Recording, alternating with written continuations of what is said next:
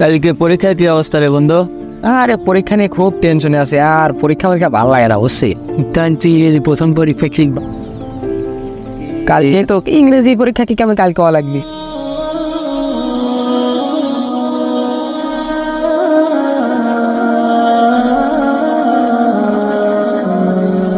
আসসালামু আলাইকুম রহমতুল্লাহ।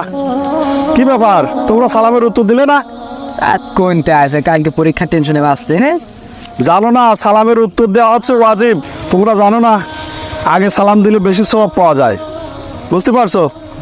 তোমরা একজনের সাথে দেখা হলে বন্ধু হোক চাচা হোক, এক মুসলমান আর এক মুসলমানকে সালাম দেবে, এটা সালাম দেওয়া হচ্ছে ওয়াজিব। এখন থেকে সালাম বিনিময় করবা, ঠিক আছে? আরে হুজুর আপনি কি আদায় পেতার পাচ্ছেন? আমরা যে টেনশনে প্যারাশনের ভিতরে আছি, কালকে হচ্ছে আমাদের পরীক্ষা। হ্যাঁ, এটা নিয়ে যে আমরা কি টেনশনে আছি আপনি তো এটা বলবেন না নে।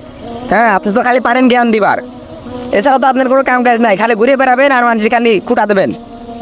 আমরা যে কত পেরেশানের ভিতরে আছে এটা কি আপনি জানেন? বোঝেন কিছু বোঝেন? হ্যাঁ আপনি জানতো।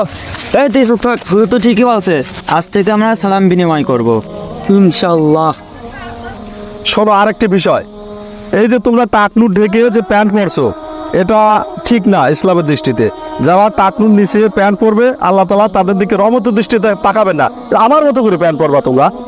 আরে হুজুর সবাই তো টাকনুর নিচে প্যান্টই পরে, টাকনুর উপর প্যান্ট পরে কয়জন? এখন থেকে আমার মতো তোমরা টাকনুর উপরে প্যান্ট পরবা। আল্লাহ যদি রহমতের দৃষ্টিতে আমাদের দিকে না তাকায় তাহলে আমরা জান্নাতে যেতে পারবো না। আজ থেকে আমরা টাকনুর উপরে কাপড় পরবো।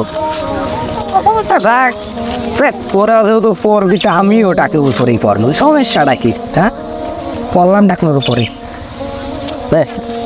ছোটবেলায়।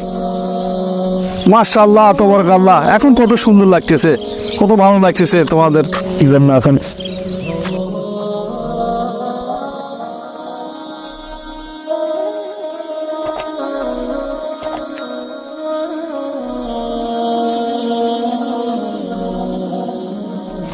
মাশাআল্লাহ তাবারাকাল্লাহ, এখন কত ভালো লাগতেছে।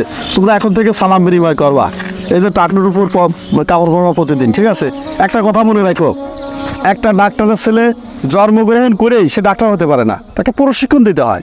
তা আমরা মুসলমানের ঘরে জন্ম নিই, মুসলমান যদি আমাদের আখলাক আমাদের যদি আমল ভালো না হয় তাহলে আমাদের কিছুই হবে না, ঠিক আছে? আমরা যতটুকু জানি এটুকু আমলে পরিবর্তন করব, ঠিক আছে? যা জানি সেটা আমল করব।